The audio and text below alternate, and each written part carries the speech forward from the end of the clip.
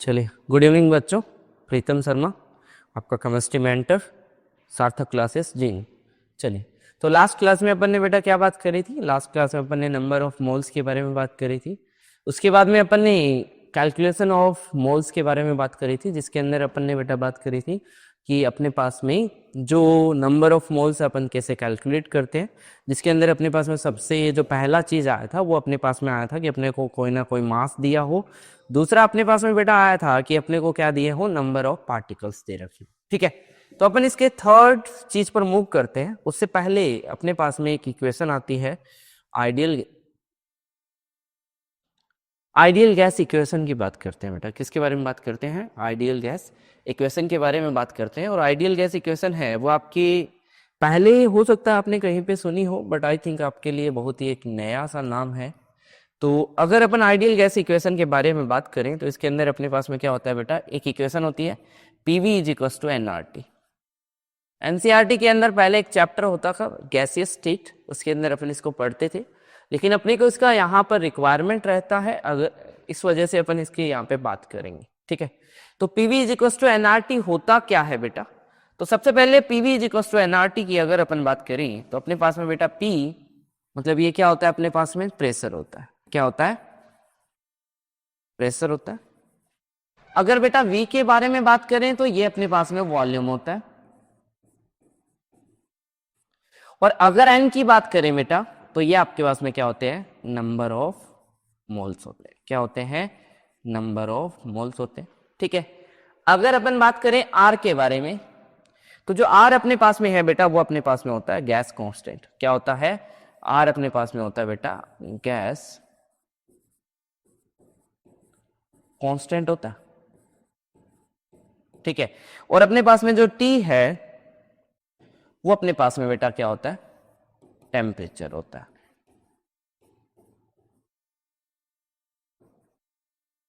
ठीक है बेटा, अलग अलग अपने पास में पैरामीटर्स है। पहले पैरामीटर्स के बारे में बात करते हैं। अगर अपन प्रेशर के बारे में बात करें तो ये अपने पास में बेटा होता है एटीएम में। किसमें होता है?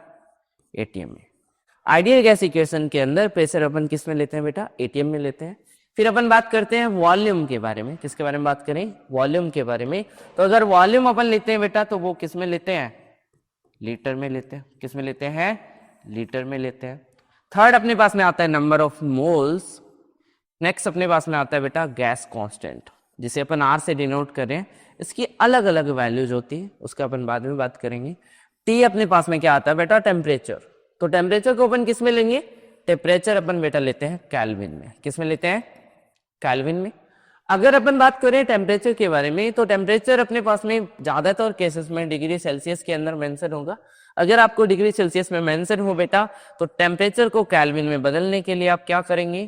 Temperature in degree Celsius plus 273 से आप बेटा क्या कर देंगे? 15 होता है, लेकिन अपन क्या करेंगे? 273 से एडिशन कर देंगे तो आपके पास में टेम्परेचर किसके अंदर निकल के आ जाएगा बेटा? केल्विन में। तो जब भी आप PV is equal to NRT equation में टेम्परेचर पुट करेंगे, जब भी आप क्या करेंगे? PV is equal to NRT equation में टेम्परेचर पुट करेंगे बेटा, तो वो हमेशा हमेशा किसके अंदर पुट करेंगे? टेम्परेचर आप केल्विन के अंदर पुट करेंगे। ठीक है, फिर अपन आ जाते हैं प्रेशर के अंदर, वो एटीएम में लेंगे। फिर आपके पास में वॉल्यूम आ जाता है, वो लीटर में लेंगे। नंबर ऑफ मोल्स, एंड अब आपके पास में क्या आ जाता है बेटा? Gas constant. अगर अपन गैस कांस्टेंट की बात करें तो आपके पास में देखो, अब आपके लिए सबसे इंपॉर्टेंट क्या होगा कि इसकी यूनिट क्या होगी भाई? तो देखो, अगर गैस की बात करें तो PV is equal to NRT होता है बेटा। पीवी इज इक्वल टू क्या होता है? एनआरटी। अगर PV is equal to NRT होता है तो आर की वैल्यू क्या आ गई बेटा?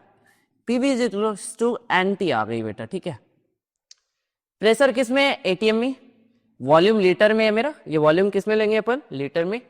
मोल, और ये क्या आ गया बेटा? टेम्परेचर केल्विन में। ठीक है, तो अगर ऐसा हुआ तो मेरे पास में गैस कांस्टेंट का एक मुझे वैल्यू चाहिए इस इक्वेशन के लिए, वो किस में चाहिए? एटीएम लीटर पर मोल केल्विन में। अब देखो बेटा, ये आपके पास में आर की आपको अलग अलग वैल्यू मिलेगी। एक तो एटीएम लीटर पर मोल केल्विन में मिलेगी, एक जूल में मिलेगी, और एक आपको कैलोरी में मिलेगी। अगर अपन यहां पर बात करें तो इसके दो वैल्यूज अपन लेते हैं। वैल्यूज तो एक ही होती है लेकिन उसका सिंप्लीफाइड फॉर्म होता है। एक तो अपन इसका याद रखेंगे 1/12 वैल्यू, क्या याद रखेंगे? 1/12, जो क्वेश्चन में सिंप्लीफिकेशन में अपने को क्या मिलती है? हेल्प मिलती है। ठीक है, दूसरा अपने पास में जो वैल्यू आता है बेटा, अगर उसकी बात करें तो वो अपने पास में वैल्यू होती है 0.082। ये अपने पास में एग्जैक्ट वैल्यू। अगर अप्रोक्सीमेशन कैलकुलेशन करनी होती है तो अपन क्या वैल्यू यूज ले लेते हैं? 1/12 यूज ले लेते हैं। लेकिन अगर एग्जैक्ट कैलकुलेशन करनी है तो अपन क्या यूज लेंगे बेटा? 0.082 ATM लीटर पर मोल केल्विन। ठीक है बेटा, तो आपके पास में आर की वैल्यू जो आई है 1/12 ATM लीटर पर मोल केल्विन या फिर 0.082 ATM लीटर पर मोल केल्विन, ये आपके पास में क्या आ गई बेटा? आर की वैल्यू आ गई। और ये आपके पास में क्या है? आइडियल गैस इक्वेशन है। ठीक है बेटा, तो आइडियल गैस इक्वेशन में क्या था? PV = nRT था। P मतलब प्रेशर, V मतलब वॉल्यूम, N मतलब नंबर ऑफ मोल्स, R मतलब गैस कांस्टेंट, T मतलब टेम्परेचर। इसका मतलब ये इक्वेशन किसके लिए एप्लीकेबल है? इट इज एप्लीकेबल फॉर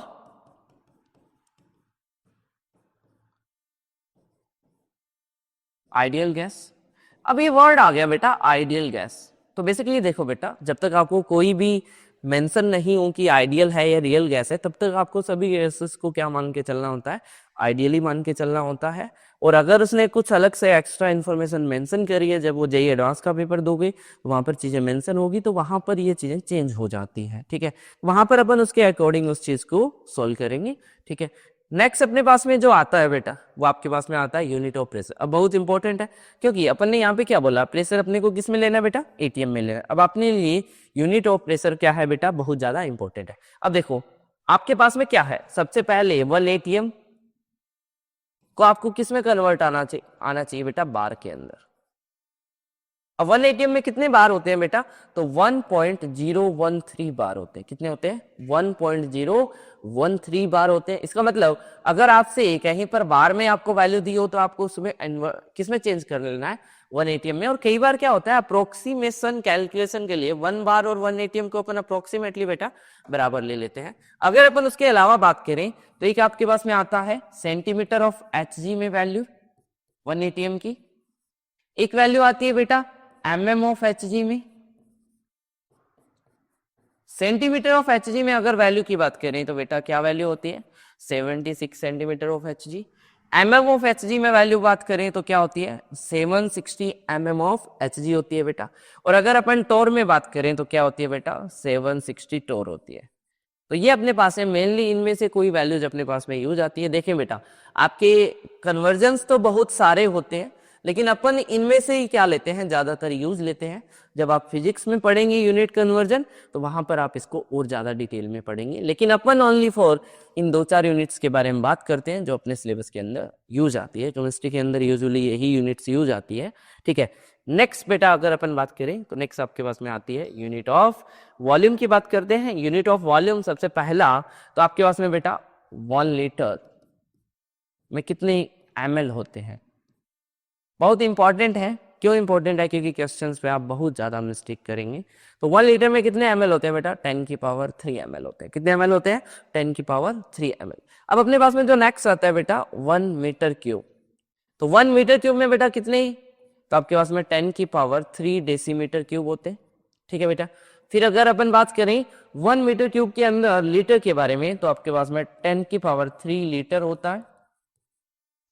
अगर अपन बात करें बेटा लीटर के अलावा अगर अपन बात करें ml के बारे में तो आपके पास में 10⁶ ml होता है। और अगर अपन बात करें सेंटीमीटर क्यूब के बारे में तो क्या होता है बेटा? 10⁶ सेंटीमीटर क्यूब होता है। और अगर अपन बात करें मिलीमीटर क्यूब में तो आपके पास में 10⁹ मिलीमीटर क्यूब होता है बेटा। ठीक है, तो आपको सिंपल सी बात है कि 1 लीटर इक्वल्स टू क्या होता है? 1 डेसीमीटर क्यूब होता है बेटा। क्या होता है? 1 decimetre cube. And 1 ml is equals to क्या होता है? 1 सेंटीमीटर क्यूब।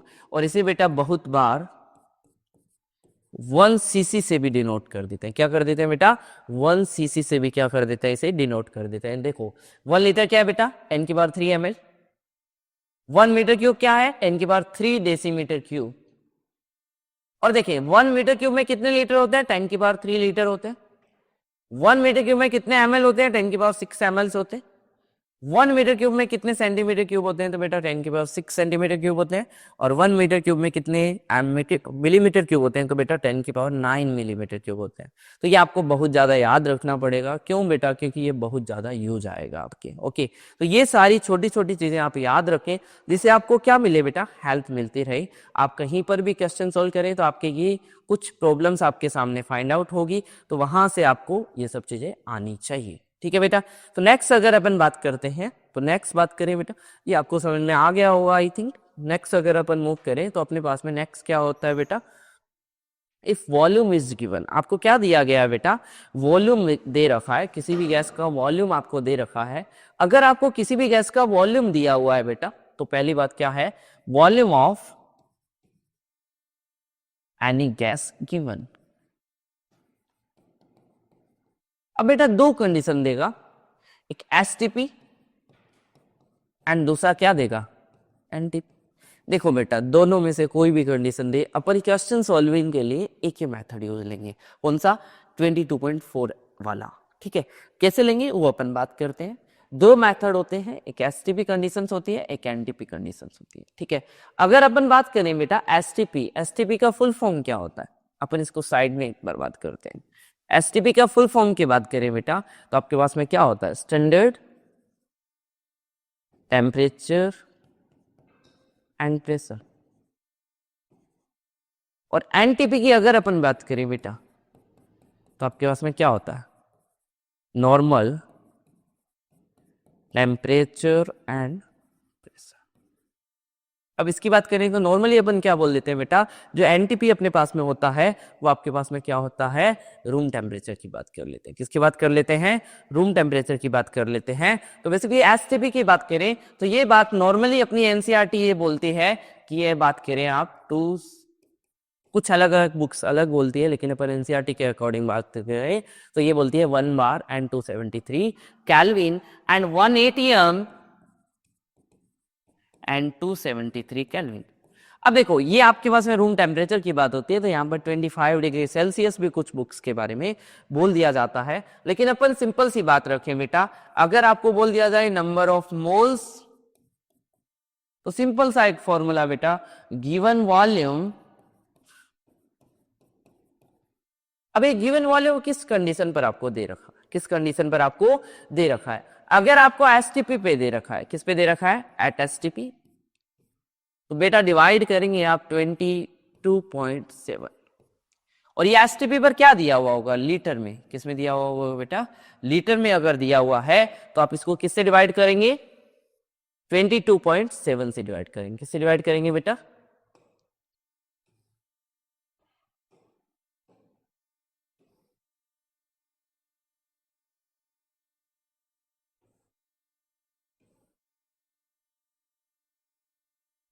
ठीक है, किससे डिवाइड करेंगे? 22.7 से। और अगर यही अपने को क्या दे रखा है? वॉल्यूम, गिवन वॉल्यूम जो है बेटा अपने को क्या दे रखा है? एमएल में। किस में दे रखा है? एमएल में। सेम कंडीशन एट एसटीपी, तो आप इसको डिवाइड कर देंगे बेटा 22700 से। ओके, सेकेंड थिंग, अगर आपको यही गिवन वॉल्यूम किस पे दे रखा है? एट एनटीपी, एट एनटीपी, और वो भी किस में? लीटर में। तो डिवाइड करेंगे बेटा 22.4 से। और यही अगर आपको किस में दे रखा है? एमएल में दे रखा है। गिवन वॉल्यूम किस में दे रखा है बेटा? एट एनटीपी, एंड ये किस में दिया हुआ है? एमएल में। तो डिवाइड बाय क्या कर देंगे बेटा? 22,400 से। समझ में आ गई बेटा?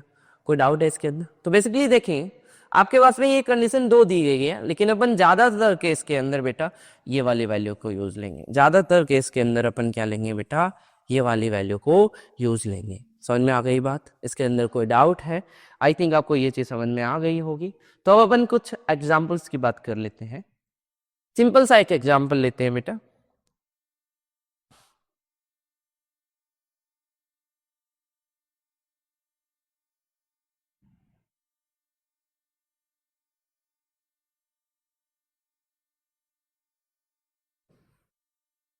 एग्जाम्पल्स की बात करते हैं। अपन ने एक एग्जाम्पल लिया बेटा, सिंपल सा एक एग्जाम्पल है आपके पास में। क्या दे रखा है?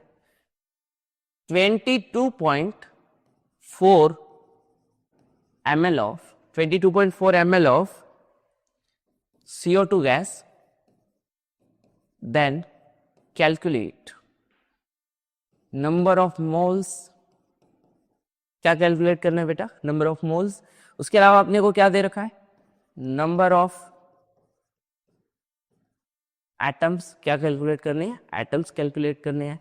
उसके अलावा बेटा आपको दे रखा है मास। ये कुछ चीजें आपको गिवन है, तो अपन सॉल्व करते हैं। रुके, अपन ने सॉल्यूशन करा। अभी अपन ने क्या पढ़ा कि आपको जो दिया हुआ है उससे अगर अपन बात करें तो आपके पास में मोल इज इक्वल टू क्या हो जाएगा? 22.4 दे रखा है बेटा, कोई कंडीशन नहीं दे रखी है। सिंपल सा अपन क्या माने? एसटीपी कंडीशन, एनटीपी कंडीशन माने और डिवाइड कर दें बेटा 22,400 से। क्यों? क्योंकि ये क्या दिया हुआ बेटा? एमएल के अंदर दे रखा है। किस में दे रखा है? एमएल में। तो वैल्यू आ जाएगी बेटा 10 की पावर 3 माइनस 3। ये आपके पास में नंबर ऑफ मोल्स आ गए बेटा। क्या आ गए आपके पास में? नंबर ऑफ मोल्स आ गए। अगर नंबर ऑफ मोल्स ये आ गए बेटा तो आप क्या निकालना है? नंबर ऑफ एटम्स निकालने। तो सबसे पहले अपन क्या करें बेटा? नंबर ऑफ मॉलिक्यूल्स निकालें। नंबर ऑफ मॉलिक्यूल्स निकालने के लिए क्या होगा बेटा? Number of moles multiply by number of moles multiply by N. यही तो होगा बेटा नंबर ऑफ मॉलिक्यूल्स। तो नंबर ऑफ मोल्स कितने बेटा? 10 की पावर माइनस 3 इंटू एन, तो मतलब 6.022 इंटू 10 की पावर 23। और अगर मैं इसको 6 ले लूं अप्रोक्सीमेटली, तो मेरे पास में कितने नंबर ऑफ मॉलिक्यूल्स आ जाएंगे बेटा? 6 इंटू 10 की पावर 20 नंबर ऑफ मॉलिक्यूल्स आ जाएंगे। ओके, अब अपन बात करते हैं नंबर ऑफ एटम्स के बारे में। तो एक एटम में देखें बेटा कितनी, एक मॉलिक्यूल में कितने एटम है? 3 एटम्स है। तो इतने मॉलिक्यूल्स में कितने एटम होंगे बेटा? तो नंबर ऑफ एटम्स की वैल्यू यहां से मेरे पास में क्या आ जाएगी? 6 इंटू 10 की पावर 20 इंटू में क्या आ गया बेटा? 3। कितना आ गया? 18 इंटू 10 की पावर 20। या फिर मैं क्या लिख दूं? 1.8 इंटू 10 की पावर 21। क्या लिख दूं बेटा? ये आपके पास में क्या आ गया बेटा? नंबर ऑफ एटम्स आ गए हैं। कोई डाउट है इसके अंदर? आई थिंक आपको समझ में आ गया होगा। अब आपको क्या निकालना है? मास निकालना है। तो मास के लिए क्या करना होगा? मास अगर फाइंड आउट करना है आपको तो आपको क्या करना होगा? मोल्स इंटू में मोलर मास। मोल्स इंटू में क्या होगा बेटा? मोलर मास होगा। तो मास आपके पास में कितना आया? तो मोल्स कितने दिए हुए हैं आपको? 10 की power minus 3 into 44। Molar mass क्या है CO2 का? 44 है। तो आपके पास में क्या आ गया बेटा? 4 आपके पास में क्या आ गया? 0.44 डिवाइड बाय 10 की पावर 3 आ गया बेटा। तो क्या लिख देंगे इसको आप? 0.044 ग्राम। आई थिंक आपको समझ में आ गया होगा ये क्वेश्चन। चलिए नेक्स्ट एक और क्वेश्चन पे मूव करते हैं बेटा। ठीक है, सिंपल सा एक और क्वेश्चन अपने पास में।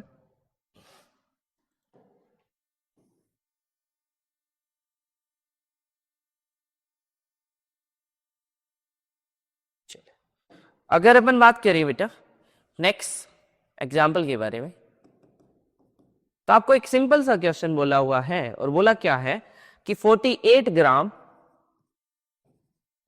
of a gas occupy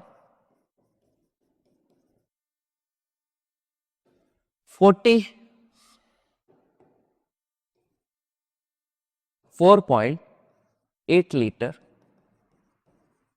of volume. Then calculate molar mass of gas।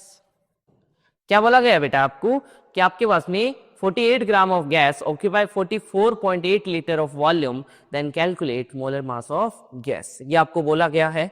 तो बेटा अपन इस क्वेश्चन को सॉल्व करते हैं। सिंपल सी बात है बेटा, दो मेथड अपन अप्लाई करते हैं, बट अपन सिंपल सी बात देखें कि आपको सिंपल सा मेथड, अगर ट्रेडिशनल की बात करें तो आप क्या लिखेंगे? सबसे पहले आपको जो गिवन मास है, उस जो गिवन वॉल्यूम है उससे आप क्या निकालोगे बेटा? मोल निकालोगे। तो मोल इज इक्वल टू क्या है? Given volume divide by 22.4। तो क्या दिया है बेटा 44.8 डिवाइड बाय 22.4। कितने मोल आ गए बेटा 2 मोल आ गए। कितने मोल आ गए हैं आपके पास में मोल। अब देखो अगर मोल आ गए हैं मास आपको दे रखा है तो मोलर मास निकाल सकते हो बेटा। सीधा सीधा आप क्या लिखोगे क्या लिखेंगे बेटा आप मोल इज इक्वल टू क्या होता है गिवन मास अपॉन में क्या होता है बेटा मोलर मास। अगर अपन बात करें गिवन मास अपॉन में मोलर मास होता है ये तो आपके पास में मोल कितने दे रखे हैं मोल 2 आ गए बेटा। गिवन मास अपने को कितना दे रखा है 48 डिवाइड बाय मोलर मास। तो यहां से सीधा सीधा बेटा मोलर मास आ जाएगा कितना 24। अब देखिए आपने इतना थोड़ा सा अच्छे से आपने बहुत अच्छे से इसको सॉल्व करा लेकिन सिंपल सा एक मेथड ये था कि आप मोल का फॉर्मूला आप लिखते हैं क्या लिखते हैं वॉल्यूम गिवन अपॉन में 22.4 is equals to mass W given upon में मोलर मास ये लिखते हैं। और ये किस में होना चाहिए ग्राम में। तो सीधा सीधा यहीं पे वैल्यू पुट कर दीजिए ना। आप उल्टा सीधा क्यों चल रहे हैं जो आपको वॉल्यूम दे रखा है कितना वॉल्यूम दे रखा है 44.8 अपॉन में 22.4 is equals to given mass कितना दे रखा है 48 डिवाइड बाय मोलर मास। तो यहाँ से सीधा ही सोल्व हो जाए। मोलर मास की वैल्यू क्या आ गई 2 आ गई। तो इतना पेन क्यों वेस्ट करना मोलर मास की वैल्यू आपके पास में यहाँ से क्या आ गई 24 आ गई। तो इतना पेन क्यों वेस्ट करना भाई। ठीक है चलिए समझ में आ गया होगा आई थिंक। ठीक है नेक्स्ट बात करें। नेक्स्ट आपके पास में एक और क्वेश्चन अपन ले लेते हैं इसी पे बेस्ट। ये टॉपिक थोड़ा सा सिंपल है लेकिन इस पे नंबर ऑफ क्वेश्चन प्रैक्टिस करने का बहुत ज्यादा रिक्वायरमेंट है बेटा। ठीक है तो क्वेश्चन के लिए अपन ऐसा करेंगे अपना एक टेलीग्राम चैनल बना रखा है सार्थक नाम से सार्थक क्लासेस जिन के नाम से। तो अपन क्या करेंगे उस चैनल पे ये सारी चीजें इनके जो क्वेश्चन बैंक वगैरह है अपलोड करेंगे वहां पर आप रेगुलरली वो सोल्व करें। और डाउट के लिए उसी के साथ में डाउट डिस्कशन का भी चैनल डाल रखा है तो उसमें आप अपनी क्वेरीज पूछ सकते हैं। ठीक है चलिए एक और क्वेश्चन करते हैं बेटा। आपने क्वेश्चन क्या लिखा सिंपल सा अपन ने एक और क्वेश्चन लिखा अपन ने बोल दिया 1.96 ग्राम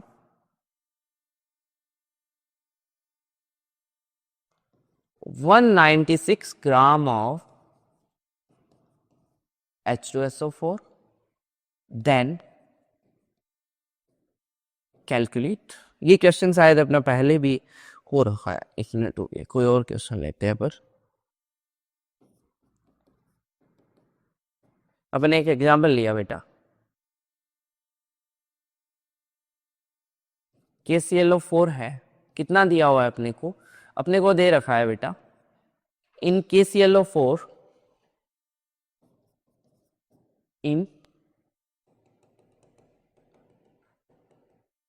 in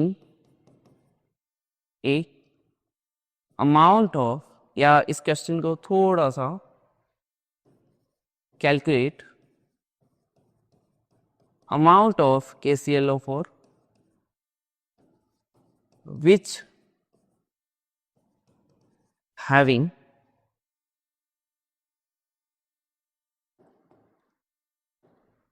2.4 into 10 की पावर 22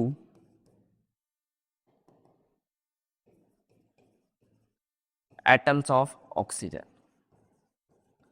ये आपको क्वेश्चन दिया बेटा। आपको क्या बोला हुआ है calculate amount of KClO4 which having 2.4 into 10 की पावर 22 एटम्स ऑफ ऑक्सीजन। अब देखो बेटा आपको एटम्स ऑफ ऑक्सीजन दे रखे हैं तो इस क्वेश्चन को सोल्व करने के लिए आपको बोला गया है कि अमाउंट KClO4 का कैलकुलेट करना है जिसके अंदर कितने ऑक्सीजन के एटम है 2.4 into 10 की पावर 22 एटम्स ऑफ ऑक्सीजन है बेटा। ठीक है तो अब देखो अगर मैं बात कर लूं कि मोल ऑफ यहां से अगर मैं बेटा बात करूं तो मैंने मान लिया कि mole of KClO4 assume mole of KClO4 is equal to x। ठीक है बेटा KClO4 के कितने मोल है x मोल है। तो अगर यहां से मैं मोल्स ऑफ ऑक्सीजन निकालूं तो कितना आ जाएगा बेटा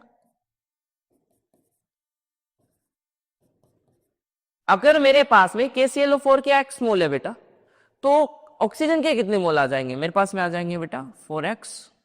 कितने मोल आ जाएंगे? 4x मोल आ जाएंगे। अगर मेरे पास में ऑक्सीजन के 4x मोल है तो अब मैं यहां से इसको इक्वेट कर सकता हूं। यहां से अगर मैं मोल निकालूं ऑक्सीजन की तो मेरे पास में क्या दिया हो बेटा? 2.4 इंटू 10⁻22। और आप यहां से इसकी वैल्यू क्या ले लें? 6 इंटू 10⁻23 ले लें बेटा। तो ये कितने पे चला गया? अगर अपन इसको ऊपर लेते हैं तो अपने पास में ये 10 और आ गया यहाँ पर, और ये चला गया बेटा 4 पर। तो 4/100 मतलब 0.04 मोल आ गए। कितने आ गए बेटा? 0.04 मोल। अगर ये 0.04 मोल आ गया बेटा तो 4x की वैल्यू क्या है? 0.04 मोल। तो x की वैल्यू क्या आएगी बेटा? 0.01 मोल आ जाएगी। x की वैल्यू क्या आ जाएगी? 0.01 मोल आ जाएगी। अगर x की वैल्यू यहाँ पे 0.01 मोल आती है बेटा तो मेरे पास में ये किसके मोल आ गई है? मोल ऑफ KClO4 आ गए।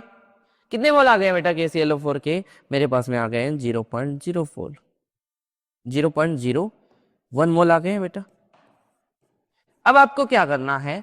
इस मोल को आप क्या कर देंगे? KClO4 के मोलर मास से मल्टीप्लाई कर देंगे। तो KClO4 का मोलर मास निकाल लेते हैं 39, 35.5। और ऑक्सीजन का कितना होगा बेटा?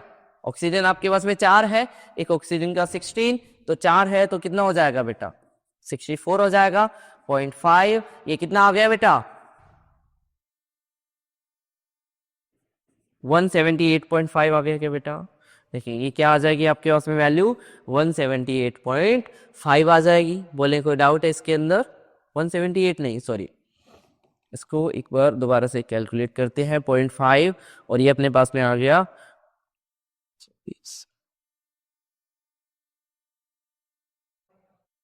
138.5 आ जाएगा बेटा। तो अपन क्या करेंगे? यहां से W ऑफ KClO4 निकालेंगे। तो W ऑफ KClO4 की वैल्यू क्या आ जाएगी बेटा?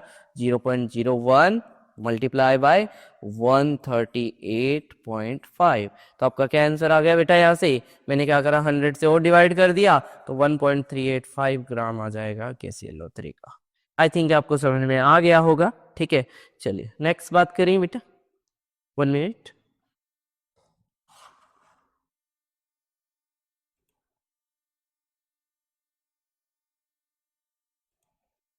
चलिए नेक्स्ट एक और एग्जांपल लेते हैं बेटा। अपने क्या लिया?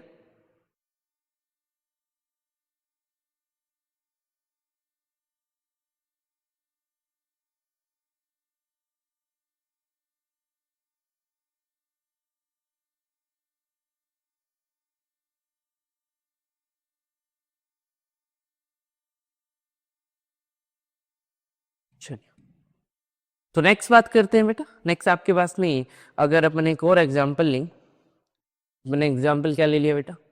अपन एक एग्जांपल ले लिया कि आपको क्या दिया हुआ है?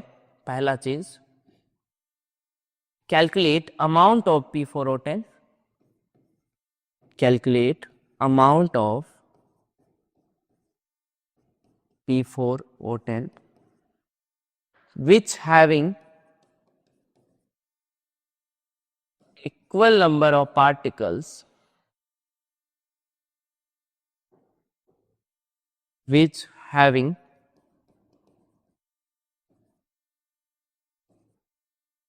equal number of phosphorus atom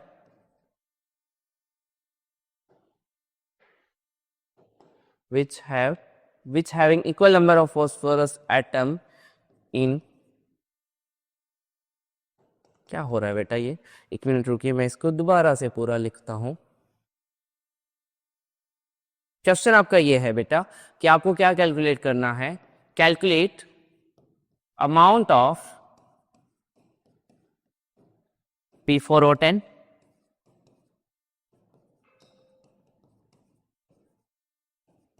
which having number of phosphorus atom with respect to which having equal number of phosphorus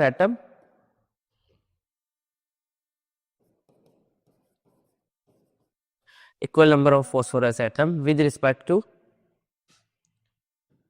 44.8 liter of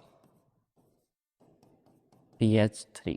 ये आपको क्वेश्चन दिया हुआ बेटा कि आपके पास में क्वेश्चन क्या है कि आपको कैलकुलेट करना है अमाउंट ऑफ P4O10 जिसके अंदर क्या होंगे बेटा, नंबर ऑफ फॉस्फोरस एटम बराबर होंगे, किसके बराबर होंगे, 44.8 लीटर ऑफ PH3 के बराबर होंगे बेटा। ठीक है, अब इस क्वेश्चन को सोल्व करने के लिए सिंपल सा तरीका बेटा, क्या आप फिर से एज्यूम कर लें, क्या एज्यूम कर लेंगे कि P4O10 है, तो P4O10 के जो मोल हैं बेटा, आप ये मान लें कि इसके कितने मोल है, x मोल है। कितने मोल है बेटा, x मोल है। तो आपके पास में mole of, number of moles of phosphorus कितने आ जाएंगे बेटा, 4x आ जाएंगे। बोलिए कोई डाउट है इसके अंदर, नंबर ऑफ मोल्स ऑफ कितने आ जाएंगे बेटा, 4x आ जाएंगे। और यहां से अगर मैं बात करूं बेटा, तो नंबर ऑफ फॉस्फोरस एटम कितने आ जाएंगे, नंबर ऑफ फॉस्फोरस एटम आ जाएंगे बेटा x, 4x इंटू एन। ठीक है बेटा, अब देखें यहां पर मैं नंबर ऑफ मोल्स निकालता हूं, तो यहां से जो मोल आएंगे बेटा 44.8 डिवाइड बाय 22.4, कितने मोल आ गए बेटा, 2 मोल आ गए। ठीक है, तो यहां से नंबर ऑफ फॉस्फोरस एटम, सबसे देखें मोल आए, मोल से आप क्या निकालोगे, नंबर ऑफ पार्टिकल्स निकालेंगे, नंबर ऑफ मॉलिक्यूल्स निकालेंगे। तो नंबर ऑफ मॉलिक्यूल्स यहां से कितने आ गए बेटा, तो नंबर ऑफ मॉलिक्यूल्स आ गए बेटा 2 इंटू एन। कितने नंबर ऑफ मॉलिक्यूल्स आ गए, 2 इंटू Na आ गए। और यहां से नंबर ऑफ फॉस्फोरस एटम कितने आ जाएंगे बेटा, 2 इंटू Na, इंटू में क्या आ जाएगा बेटा, 2 इंटू में Na, number of phosphorus atom, यहाँ पे नंबर ऑफ फॉस्फोरस एटम एक मॉलिक्यूल में कितना है बेटा, एक है, तो यहाँ पर कितना आ जाएगा, 2 इंटू Na आ जाएगा। तो अब देखिए बेटा, ये दोनों वैल्यू बराबर होनी चाहिए, तो 4x into Na is equal to क्या है बेटा, 2 इंटू Na, यही होगा। अगर ऐसा हुआ तो Na से Na कैंसिल हो गया बेटा, x की वैल्यू क्या आ गई, 0.5 आ गई। कितनी आ गई आपके पास में, 0.5 आ गई। बोले कोई डाउट है क्या बेटा, आई थिंक आपको समझ में आ गया होगा। नेक्स्ट एक वर्ड आता है बेटा, अपन ने 2-3 क्वेश्चन भी कर लिए हैं और भी आपको होमवर्क में देंगे, तो आप उन क्वेश्चंस को भी अटेम्प्ट करें। ठीक है, नेक्स्ट अगर अपन बात करें बेटा, तो नेक्स्ट एक वर्ड आता है अपने पास में, molar mass.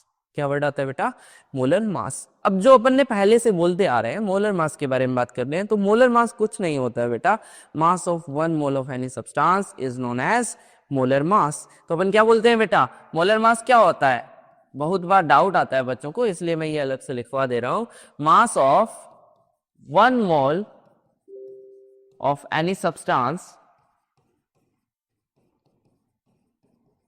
Is known as molar mass. क्या होगा बेटा मोलर मास, तो आपके पास में किसी भी सब्सटेंस की 1 मोल का जो मास होगा बेटा, वो क्या होगा आपके पास में, मोलर मास होगा। जैसे अपन मोलर मास की बात करें बेटा, तो मोलर मास क्या क्या हो सकता है, आपने क्या बोला, gram atomic mass molar mass होगा बेटा, ग्राम एटॉमिक मास, क्योंकि ग्राम एटॉमिक मास के बारे में अपन ने बात करी थी, तो ग्राम एटॉमिक मास होता क्या है बेटा, 1 मोल होता है। ग्राम एटॉमिक मास क्या होता है, 1 मोल होता है। इसी तरह से अगर आपको क्या बोल दिया जाए बेटा, ग्राम एटॉमिक मास क्या होगा, मोलर मास, तो GAM। या फिर आपको बोल दिया जाए ग्राम मॉलिक्यूलर मास बेटा, मॉलिक्यूलर मास, ये भी बेटा क्या होगा, GMM, ये भी आपके पास में मोलर मास होगा। और अगर आपको बोल दिया जाए ग्राम आयोनिक मास, ये भी आपके पास में क्या होगा बेटा, ग्राम आयोनिक मास, ये भी आपके पास में किसके बराबर होगा, मोलर मास के बराबर। तो ये बेटा छोटी सी टर्म्स है, आपको इसके बारे में आइडिया होना चाहिए, क्योंकि ये बहुत बार आपको परेशान करेगी कि ग्राम मोलर मास क्या, मोलर मास क्या होता है। एक आपके पास में इसी तरह से क्या आता है, मोलर वॉल्यूम भी आता है बेटा। क्या आता है वर्ड, मोलर वॉल्यूम भी आता है। तो वॉल्यूम क्या, मोलर वॉल्यूम क्या होता है, तो अपन सिंपल सा बोलते हैं बेटा, volume of 1 mole of any substance is known as molar volume। तो किसी भी 1 मोल सब्सटेंस का जो वॉल्यूम होगा बेटा, किसी गैस के 1 मोल सब्सटेंस का जो वॉल्यूम होगा बेटा, उसे अपन क्या बोलते हैं, मोलर वॉल्यूम बोलते हैं। और अगर STP पे मोलर वॉल्यूम की वैल्यू की बात करें बेटा, तो आपके पास में क्या होती है, 22.7 लीटर होती है। और अगर एनटीपी पर मोलर वॉल्यूम की बात करें बेटा तो ये आपके पास में क्या होती है 22.4 लीटर होती है।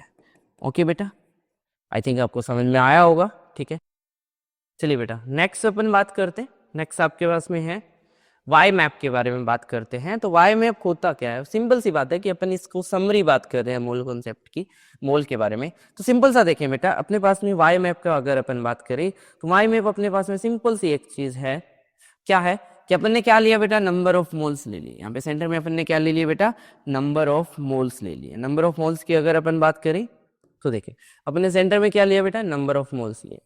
ठीक है, इसको अपन वाई मैप बोल रहे हैं। 1 मिनट,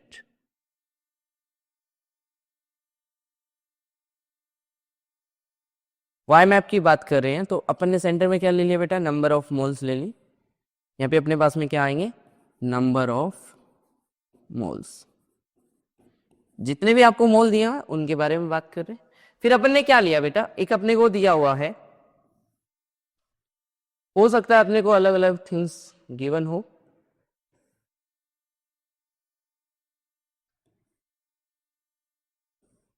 देखिए बेटा आपको क्या दिया हुआ हो सकता है, गिवन मास, लेकिन ये गिवन मास किस में होना चाहिए बेटा, ग्राम में होना चाहिए। किस में होना चाहिए, ग्राम में। एक आपको हो सकता है बेटा गिवन वॉल्यूम, अगर नहीं गिवन हो तो बेटा चेंज कर लें जिस चीज में अपने को डिजायर हो, एमएल में, या फिर अपने पास में क्या हो, गिवन नंबर, कोई भी नंबर दे रखा हो बेटा। अगर आप नंबर से मॉल में जाना चाहते हैं, नंबर से मोल में, तो डिवाइड बाय क्या कर दें बेटा, एन ए, और मोल से नंबर में जाना चाहते हैं तो क्या कर दें बेटा, multiply by N A. Simple सी बात। अगर आप नंबर और मोल से मास में जाना चाहते हैं बेटा तो multiply by molar mass, molar mass से मल्टीप्लाई कर दें। और मास से आप किधर आना चाहते हैं बेटा, मोल्स में आना चाहते हैं तो आप बेटा मोलर मास से क्या कर दें, डिवाइड कर दें। ठीक है बेटा।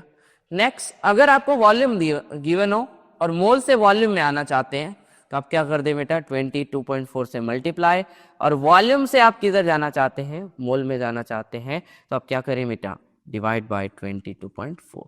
नॉर्मली बेटा यही वाली वैल्यू यूज लेंगे अपन, कभी कभी हो सकता है कुछ क्वेश्चंस में आपको 22.7 यूज आ जाए, बट नॉर्मली आपके साथ में यही वाली वैल्यूज रहेगी। चलिए बेटा इस चीज को पूरा अच्छे से नोट डाउन करिएगा, नेक्स्ट क्लास में अपन कुछ और क्वेश्चंस भी सॉल्व करेंगे। Thank you.